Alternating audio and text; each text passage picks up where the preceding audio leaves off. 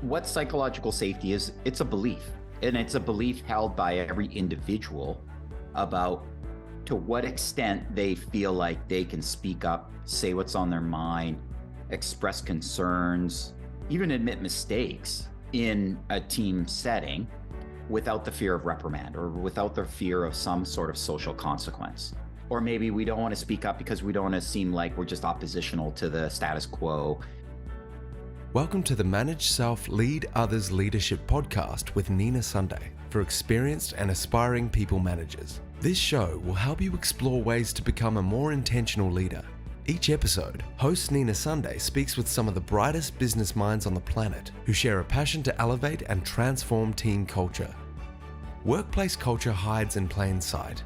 Is yours flourishing? Join the movement to make your workplace a better place to work. Are you ready? Because it's time to manage self, lead others. Stephan Wiedner is a certified psychological safety coach and 16 years ago founded Noomi.com, now the web's largest network of professional coaches, with thousands of coaches in hundreds of cities across North America and internationally, including Australia. Stephan also founded Zarango.com, a flight simulator for business interpersonal skills where leaders practice responding to challenging team scenarios. Stephan's coaching measures what is most important for team effectiveness, psychological safety, and that's our topic for today's discussion. From Vancouver, Canada, it is my delight to welcome Stephan Wiedner. Thanks for having me, Nina. It's a real pleasure. And psychological safety is definitely an interest of mine, and it's so important for good culture, positive workplace culture. And of course, not every listener to this podcast is familiar with psychological safety. So you are one of the world experts from Vancouver, Canada. Welcome, Stephan. Yay.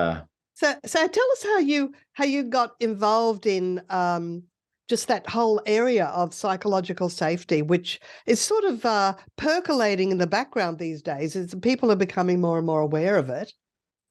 Yeah, it's definitely becoming a little bit more mainstream, if you will. I think I regularly still meet people who don't know what it is. They haven't heard of it. How I came across psychological safety is through our work doing coaching. So we've been in the coaching industry for 15 plus years and doing lots of coaching all around the world. And what I started to notice is that with all of the coaching engagements that we were doing, by and large, every single manager or leader that was participating in coaching wanted to somehow improve their teamwork. So either they wanted to improve their executive presence when they're in the board, for example, or an executive setting, or they wanted to improve their ability to delegate and ultimately get more performance out of their team members. Well, when you look at all of those folks, I thought retrospectively, after having learned about this concept of psychological safety, that jeepers, all of these people were just trying to improve psychological safety in their team, whether or not it was explicitly stated. And it seemed like such a great way to measure the impact of coaching, because coaching is it's a valuable service, but it's also costly, right? Especially when you're doing one-on-one coaching, right? You're spending a good amount of money for one leader, and you want to be able to demonstrate within your organization that, hey, we've got a good ROI here. And so one way to measure ROI is by measuring the psychological safety of that leader's team, both before and after the coaching, right? Then you can start to see, okay, well, did the psychological safety improve? And psychological safety is linked to high performance. We know that high performance teams have high degrees of psychological safety, and low performance teams have low degrees of psychological safety. And of course, we're going to come up with a definition of psychological safety, but I thought we might start with the story around Google's Project Aristotle, because that was what got me started. I know Google is data-driven, and I read about Project Aristotle. I went, what is this? And then it opened up a whole world. So tell us about that. Yeah, well, I think it starts with the question. Google asked the right question, which is, what makes an effective team? And being the data-driven type organization that they are, they went around their campus, if you will, right? They went around to all the different executives and managers, people at different levels, and they asked them what makes an effective team. And through that dialogue, they came up with 250 potential factors. So, age, gender, ethnicity, size of team, you name it. There's all kinds of different factors. And so then they, being the data-driven company that they are, they took 180 teams and they ranked them all. And they said, okay, here are our best teams and here are our worst teams. And of course, this is all relative to Google. So a bad team on Google still has A players, right? They're still amazing, likely top students out of whatever college they came out of, and great workers. And yet they didn't necessarily have great performance. And so when they ran all these 250 factors against the ranking that they had created for these 180 teams, nothing correlated. And so they had to go to the academic research. And from the academic research, they uncovered Amy Edmondson's work around psychological safety. They applied psychological safety to their data set, and lo and behold, that produced a correlating factor. So it was the number one factor correlating with high performance. And then they identified 4 other factors. The other 4 are dependability, clarity, meaning, and purpose. So on the team, does everyone feel like we can depend on one another? Number 3 was, so that's number 2. Number 3 was clarity. So does the team feel like we have clear goals? Do we know how we fit in with the bigger purpose, et cetera? The 4th was meaning and purpose. So do all of the individual contributors feel like their work is meaningful? And does it feel like their work is purposeful? And the belief is that those other 4 factors are really only possible if psychological safety is also there. And so psychological safety is kind of the gateway to those other factors. Exactly. And Professor Amy Edmondson names 2 qualities, I believe, that to define psychological safety. So how does Professor Edmondson define psychological safety? And then perhaps you have your own perspective on it. Sure. So what psychological safety is, it's a belief. And it's a belief held by every individual about to what extent they feel like they can speak up, say what's on their mind, express concerns, even admit mistakes in a team setting without the fear of reprimand or without the fear of some sort of social consequence. So an obvious social consequence would be, you're fired.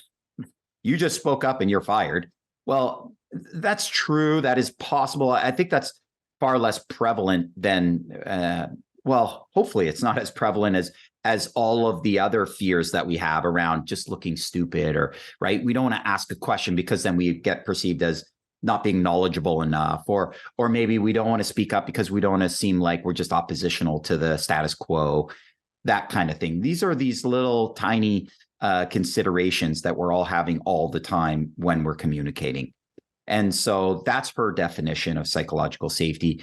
I like to use perhaps a little bit more actionable one, maybe. And our definition is that psychological safety is an environment where everyone has the courage to speak up, which is very much part of Amy Edmondson's definition. And the second part is a belief, the confidence that when they speak up, what they say will be tended to. So it's the courage to speak up and the confidence to know you'll be heard.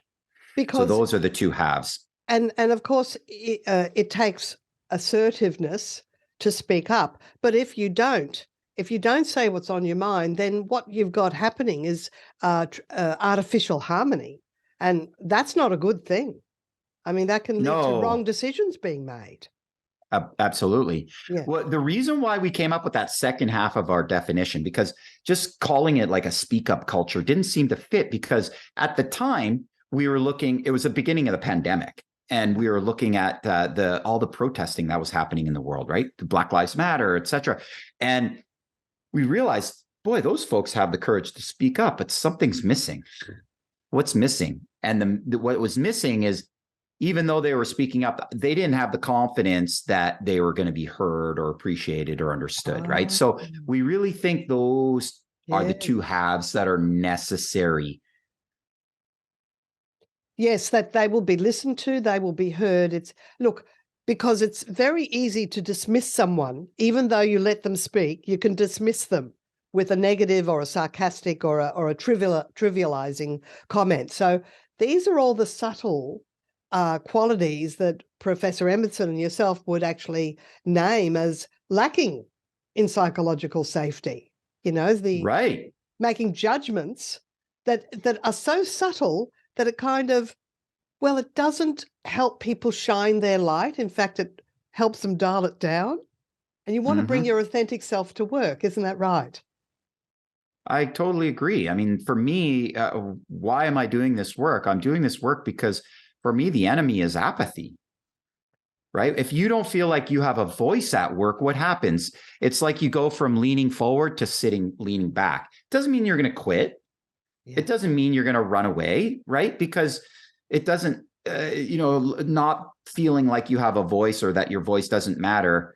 I think that's true for so many people. And I think the missed opportunity is for people to be able to really lean into their work and feel like I'm giving my best and I'm doing great work to solve big problems. Mm. Now, there's two perspectives to this, and we've got lots of listeners, and I'm sure some of them are people managers and some are individual contributors. So I don't know which one you want to deal with first, but how does a manager, we're in a group meeting, how does a manager cultivate psychological safety and name what it is not, so that it becomes, this is the way we do things around here? So what's the second question for the individual or if contributor? You're an individual contributor and the manager's letting it happen, and you go, like, even if you're observing how one other person is being sort of trivialized, it's like, can you speak up even on their behalf and say, look, shouldn't we be giving Jamie shouldn't we be giving them a little bit of a better hearing? I mean, it takes courage, as you said earlier, to name it. And what's a way to do it that people will hear and change their behavior?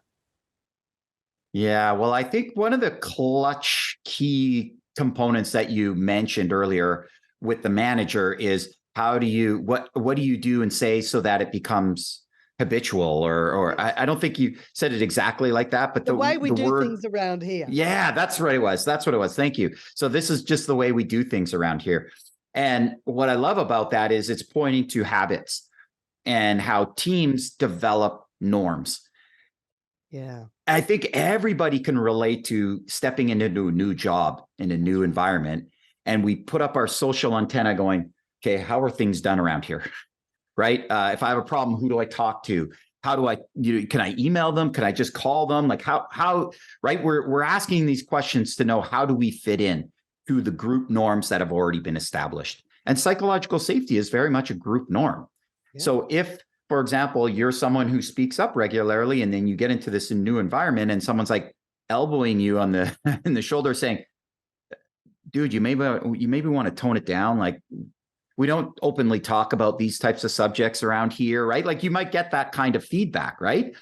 And so we need to establish explicitly what our group and team norms are. So I think that's the first thing you want to be thinking about, especially as a manager. Like, how do we do things around here on a regular basis? And what you want to foster is psychological safety. So one of the ways that we want that to happen is consider how in meetings, you want to give people roughly equal amounts of airtime, right? How do you facilitate contributions from those who are a little bit more shy, a little more hesitant, a little more reluctant to offer their opinions, especially if, for example, they're new to the team and maybe don't feel quite as confident about their contributions versus someone who's been around forever and seems to always fill up the space. That's right. And the fast talkers can tend to dominate, and there has to be some opportunity created for, okay, well, we haven't heard from a few people over here. Let's go round the room. I mean,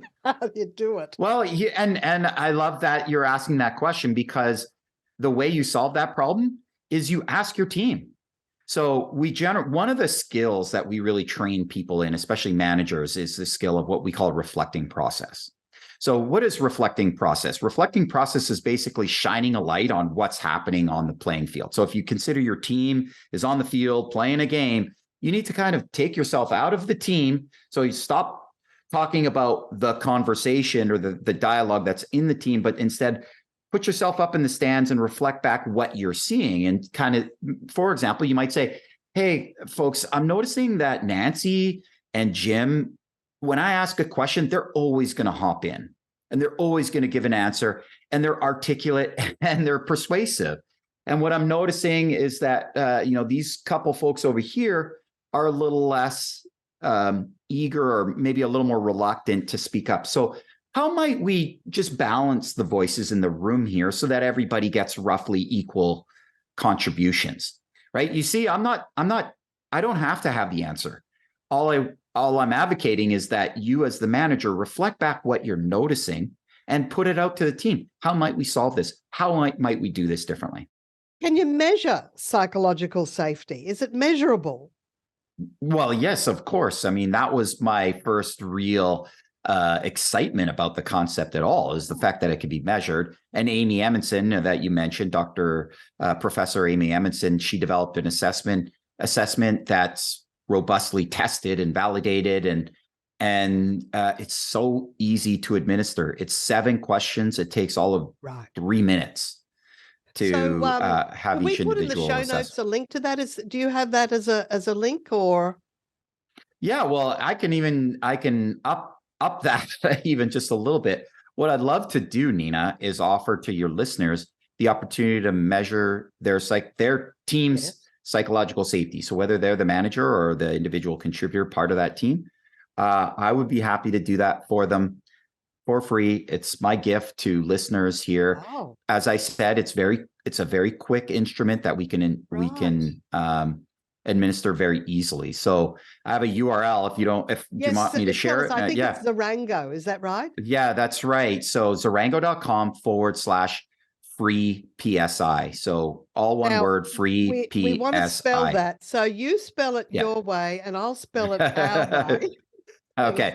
So zarango.com, zarango.com/free, the word free, PSI. PSI stands for Psychological Safety Index, PSI. Oh, right. And in Australia and perhaps other countries in the Commonwealth, perhaps India, I'm not sure. We've got listeners from Africa and India and Poland and Netherlands. But in Australia, it's ZARANGO. Well, it is in Canada as well. Yeah. .com/free PSI. I'm modifying my language for typically a more American audience, so they don't. That's right. Well, we've got a lot of North American listeners, and we'll definitely put it at the top of the show notes so it's easy to find. That's great. That's very, very generous of you to offer that free psychological assessment. So that's fantastic. So, and tell us more about your own research, Stephan. Yeah, so we're currently in the midst of collecting data on a research project that we started about a year ago. Research takes a long time just to get it approved by the ethics board and all that. So what it is we are correlating interpersonal skills with psychological safety. So our hypothesis is that the best managers who have the best interpersonal skills will also naturally foster more psychological safety in their team. And the core interpersonal skills that our assessment that we've developed are measuring are effectively 2 things. Even though we're measuring 8 things, we think the core of them are 2. First is empathy. So the ability to just perceive other people's points of view. And the second one is what we call interpersonal responsiveness, which is the ability to move toward, in a graceful way, potential ruptures, potential conflict. So, if we could bifurcate between good managers and bad managers, good managers are those who can approach conflict and quote unquote bad managers are those who will sweep it under the rug or create it, I guess, create Yes. conflict. Fear of conflict, they'll sweep it under the rug, and that leads to artificial harmony. It leads to problems where people are not speaking their truth, not bringing their authentic selves to work. And as you expressed before, Stephan, people won't bring their discretionary effort to tasks if they're holding back and going, well, I'll just keep the seat warm. Yeah. I'll just do the minimum. I like the term artificial harmony. That's really good. I generally refer, because often people will ask me, well, what's characteristic of low psychological safety? And you might think, oh, well, it's clearly when people are, ready to throttle each other. But that's not it. I'd say what's more characteristic of low psychological safety is that false harmony, or what I like to call politeness. It's where, oh yeah, how's it going? Good. Yeah, life's good. Yeah, I'll do that. No problem. Right? They're not saying, there's a gap between what they're saying and what they're thinking, because what they're thinking is, this is the stupidest project ever. I don't know why I'm doing this again. This is the worst, biggest waste of my time, but whatever, I'll do it. It's Patrick Lencioni that talks about artificial harmony and fear of conflict, and another three problems of lack of cohesiveness in teams. So he's another one whose work I've been following. Very interesting stuff. He wrote the 5 dysfunctions of a team. That's right. One of my favorite books. Yeah, that's a good read for sure. Yeah, and lack of psychological safety is definitely a dysfunction. But I think a lot of the spotlight goes on bullying, workplace bullying, and discrimination, and this is more subtle than that, isn't it? Isn't that right? I think you're right. Yeah, like bullying or harassment is clearly an issue where, okay, we have a problem here. Whereas the average organization or group or team that is struggling with psychological safety, there might not be any such noticeable behaviors, as we've already pointed out. Instead, there's a pervasive sense of politeness, right? Of not wanting to speak up in a hurtful way.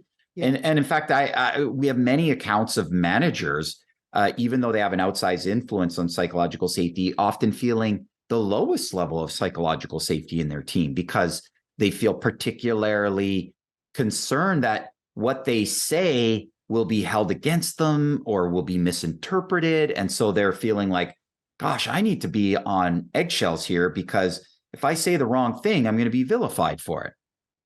Yes, you see, this is it. It's not always the manager being the perpetrator. Sometimes the team, there are members of the team that are abrasive, and they're just not allowing the manager to shine for whatever reason. Maybe, well, what quality prevents people from actually playing the conversational equality game and being willing to share the light with others? Well, I think one of the virtues, if you will, that we want to promote among leaders and managers is ultimately curiosity and humility. I think those are the 2 keys, and those come up all the time when you start talking about leadership, right? So first is curiosity. You need to be willing to go, I wonder what other people's perspectives are on this particular topic, and be able to ask the question and not just draw conclusions based on 1 or 2 sentences. Maybe dig a little deeper and really try to understand other people's perspectives. So that's curiosity. And then the second one is humility, or maybe a sense of vulnerability, because as a leader, I think you need to demonstrate to people, look, I don't have all the answers, and be willing to say, like I gave that example of stepping outside of the team and saying, hey, I'm noticing that some people are speaking up more than others, and I'd love to hear kind of equally from everyone. So what might we do differently here? Right. I think often as leaders, especially new managers or new leaders, we think, gosh, we need to have all the answers here. So I can't ask the team what they think. I need to solve whatever problem I perceive. And if I see a problem, which is unequal contributions from everybody, well, now I'm just going to impose some sort of rule to help solve that problem, but that might not be the best solution. Yeah. So it's having the humility of the truly great, where you don't see yourself as the font of all knowledge, that you don't have to go in with the answers. You can go in with the question and allow the Correct. team. And in fact, what you then can do when you're the manager is you can actually sort of put your weight or your opinion on the idea that you might have put up as the answer, but you've held back and allowed the team to come up with solutions. So it's a good manager would actually let the team act as if it was their idea. Does that make sense? Absolutely. And when it's their own idea, guess how they're going to execute on that idea? Oh, absolutely. They can't wait to Right? see it succeed. Right. With full vigor. They're all in. Oh, that's great. So how do you lead an intervention in teams? You might get somebody who's doing takes advantage of your offer to do a psychological assessment, and they might have a team. They could be a CEO or a senior manager. How would you then lead an intervention in their team if you identified that there were some issues? Yeah, well, the first thing we would do is look at the results from the assessment, and then we would debrief those results Right. with the team, the whole With team. the team. You'd Yes, have a group meeting. facilitate a dialogue about what the results say. And the results that we would demonstrate or show to the team basically include two critical numbers or values. The first is what the absolute value of psychological safety is on a scale of 1 to 100. And so are you a 70 out of 100 or a 40 out of 100 or 92 out of 100? Right. And the next is the range. So we provide one degree of standard deviation range, so that if, for example, the score, let's say the psychological safety is assessed as a 75 out of 100, and we have 10 people on the team and everybody rates it a 75 out of 100, well, the average is 75 out of 100 and the range is 0. Whereas if you have 5 people rating it 100 and 5 people rating at a 50, that you still have an average of 75, but we have a totally different story because now our range is much larger, and you have some people who think psychological safety is really high and some people who think it's really relatively low. And so there's less agreement on the team.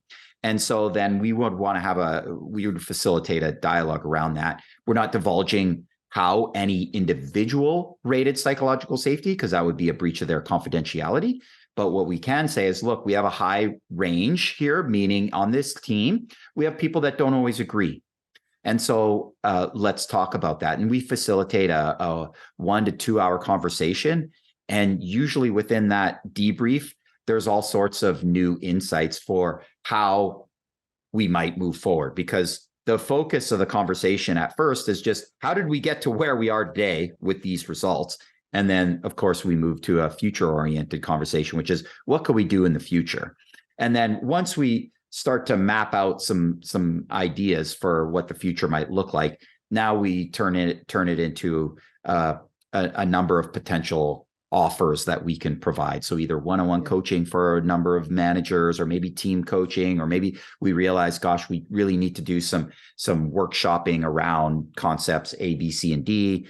And so we'll roll those out over 6 months, 12 months, whatever kind of the appetite is for the work. And all the while, and just to add one last comment, sorry, Nina, all the while, we would measure psychological safety roughly every 2 to 3 months, so that we can kind of keep a pulse on it to see how is this team doing with respect to psychological safety. And of course, oh, great. And of course, now that we're sort of returning to the office, do you have a team that can actually fly all over North America and maybe even beyond, or is it mostly done online over Zoom or Teams, or? Yeah, well, most of our work almost exclusively has been done virtually.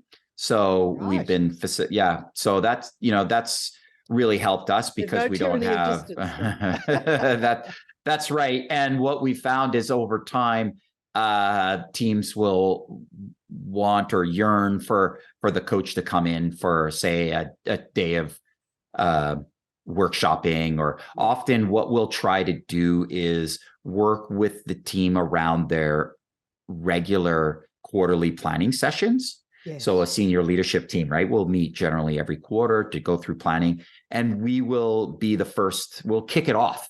So if there's, let's say, 2 days, we'll kick off the first half day and focus on psychological safety, because that just sort of sets the stage for open dialogue, especially around strategy and planning, right? You need to have contributions from everybody. It's so critical at that point in time. So we set the stage, and then the team could go on and talk more in depth about whatever, business matters are relevant to them.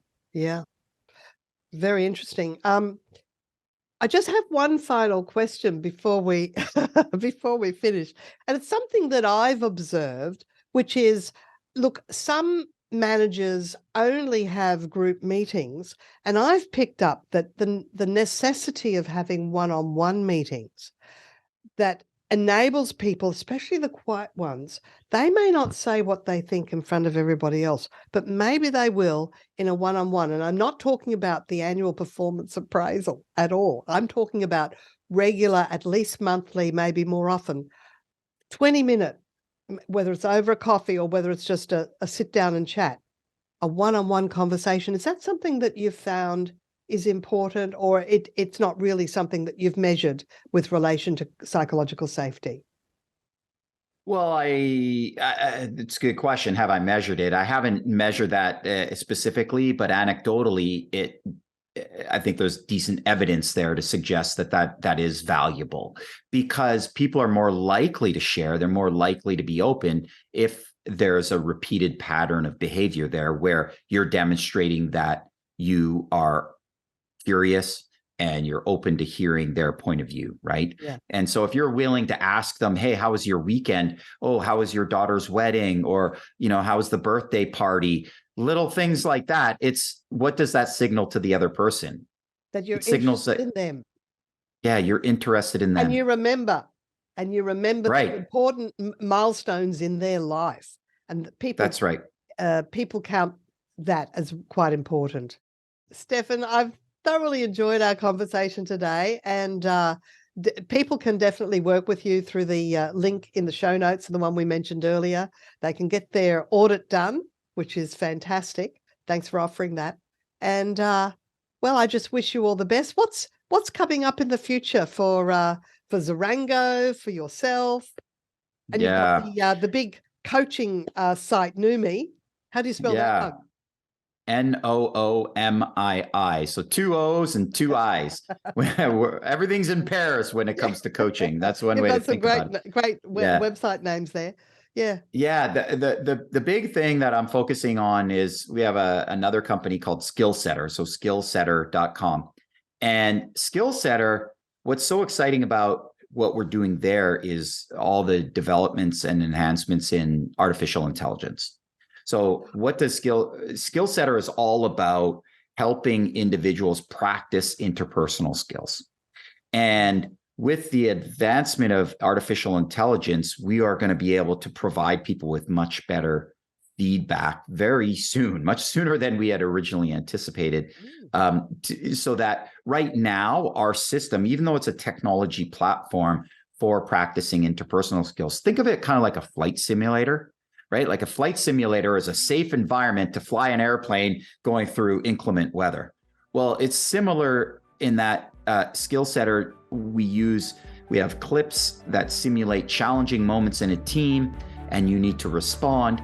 And it's totally safe because these aren't, it's, even though they're real humans in the videos, they're not, it's pre-recorded. I saw this site and it looks absolutely fascinating. And I really encourage everybody to go to skillsetter.com. So it's SKILLSETTER. Correct. Oh, correct. It's worth a look. And yeah, exactly. And so what we're doing there is we're going to use technology to help humans be better humans. That's ultimately what we want to do. Stephan, you are a human helping the whole world be better humans. You are a shining light. It's been a real honor speaking with you today. Thank you for your time. It's been wonderful. It's an honor, Nina. Thank you for having me. This episode, we've been speaking with Stephan Wiedner on the Manage Self, Lead Others podcast for people managers. I'm your host, Nina Sunday. And if you like the podcast, go tell a friend. Many listeners I meet say they found it because someone sent them the link telling them it's a good show to listen to. Remember to subscribe so you catch the next episode, and we have conversations with people who share insights on how to elevate and transform teen culture. Connect with me on LinkedIn. Thank you for listening. Until next time, bye for now. Nina Sunday is on a mission to help leaders transform culture. To book Nina Sunday CSP to speak at your conference, visit ninasunday.com to request a proposal. Nina travels from Brisbane, Australia for in-person presentations Australia-wide. Twice certified virtual presenter, Nina Sunday presents virtually, globally, for any time zone.